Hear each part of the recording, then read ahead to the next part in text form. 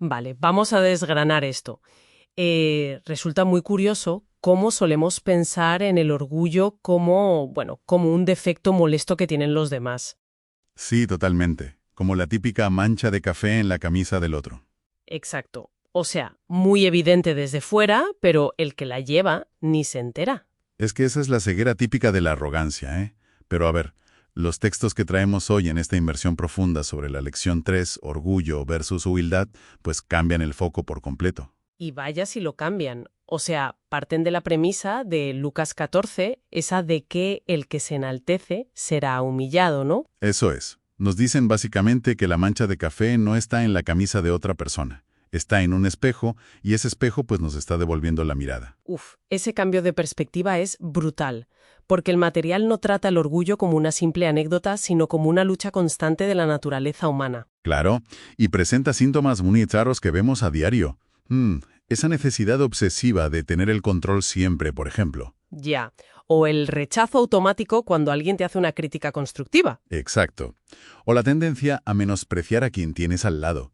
Lo fascinante aquí es que todo esto revela que el orgullo en realidad funciona como un mecanismo de defensa. ¿Un mecanismo de defensa? A ver, explícame eso, porque yo siempre he pensado que era por un exceso de seguridad. Pues es justo lo contrario.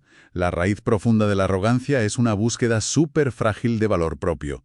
O sea, el ego se siente amenazado y el cerebro crea este mecanismo. Vale. Infla nuestra propia imagen y busca fallos en los demás para, digamos, equilibrar la balanza y calmar esa ansiedad. Entiendo. O sea que aquí es donde se pone realmente interesante la cosa. Utilizamos una especie de espejo trucado. Eso es. Un espejo trucado para no tener que lidiar con nuestras propias carencias. Claro. Y eso encaja perfecto con lo que el texto llama la trampa de la comparación. Intentamos convencernos de que valemos asegurándonos de estar un escalón por encima del resto. Y tiene que ser agotador vivir así, la verdad. Agotador es poco. Y por eso la solución que da el texto es tan liberadora si conectamos esto con el panorama general. Totalmente. Porque afirma que no necesitamos competir por nuestro valor porque ya está garantizado.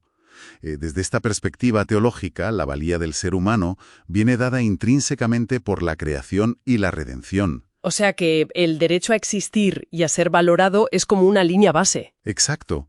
Es como una herencia que ya tienes a tu nombre. No tienes que ir pisando a los demás para ganártela. Madre mía, pues esa tranquilidad te cambia las reglas del juego por completo. Porque si ya no tienes esa necesidad desesperada de probar lo que vales... La forma de relacionarnos da un giro de 180 grados. Claro, el orgullo te destruye puentes, porque no te deja admitir un error. Pero el texto nos plantea un modelo opuesto, basado en un concepto llamado kenosis. Un término fascinante, por cierto. La kenosis viene a ser un despojamiento voluntario.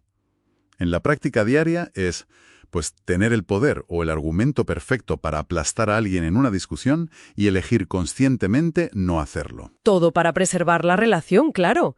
Es el contraste que hace el documento con la sed de poder de los propios discípulos. Sí, cuando discutían sobre quién de ellos era el más importante. Pero, a ver, espera un momento. El texto cita Filipenses 2, versículo 3, que dice eso de considerar a los demás como superiores a uno mismo. Seamos realistas. En la cultura de hoy... Que es hipercompetitiva. Exacto, donde siempre hay que destacar y promocionarse. O sea, ir considerando al resto como superiores suena casi a suicidio profesional. Ya, es la reacción más lógica ante el mundo en el que vivimos. Pero aquí está la gran revelación de este análisis. A ver, la verdadera humildad no es tener baja autoestima o menospreciarse. Vale. No se trata de pensar menos de uno mismo, sino de pensar menos en uno mismo. ¡Ostras! Claro, la diferencia es abismal.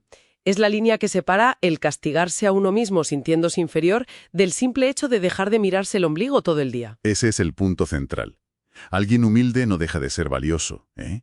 Simplemente ha dejado de ser el centro exclusivo de su propia atención. Qué gran viaje intelectual ha sido esto. Pasar de una autoexaltación que nos drena la energía hacia la seguridad de una identidad firme que no necesita competir con nadie. Sí, es un cambio de mentalidad muy profundo.